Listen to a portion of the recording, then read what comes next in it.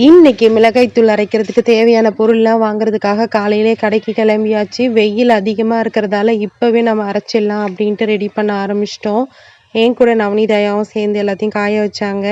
மிளகாயெல்லாம் காய வச்சுட்டு கீழே வந்துட்டோம். இப்போ சமைக்கிறதுக்கு முன்னாடி ஒரு டம்ளர் கூழ் குடிச்சிட்டு சமைக்க ஸ்டார்ட் பண்ணிட்டேன். இன்னைக்கு ஃபுல்லாகவே வெஜிடேரியன் தான். உருளைக்கிழங்கு ஃப்ரை பண்ணி சாம்பார் வைக்க போகிறேன்.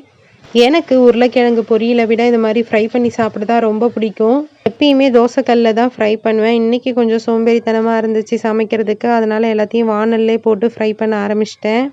சுண்டக்காய் சாம்பாருக்கு உருளைக்கிழங்கு ஃப்ரை ரொம்பவே நல்லாயிருக்கும் டேஸ்ட்டு. அது கூட கொஞ்சம் கீரையும் கடைஞ்சிருந்தேன். நாங்கள் எப்பயுமே கீரையை சட்டியில் தான் கடைவோம். மிக்சியில் அரைச்சா அந்த அளவுக்கு யாருக்கும் பிடிக்காது. அதனால் சட்டியில் கடைஞ்சி எடுத்து வச்சாச்சு. இன்றைக்கி உங்களுக்கு ஒரு சூப்பரான டிப்ஸ் ஒன்று தான் சொல்ல போகிறேன். சாதம் வடித்த தண்ணியை எடுத்து மறுநாள் நம்ம தலைக்கு குளிக்கும் போது நம்ம தண்ணிக்கு பதிலாக அந்த ஷாம்பு கரைக்கிறதுக்கு இந்த தண்ணி யூஸ் பண்ணோம்னா ரொம்ப நல்லாயிருக்கும்.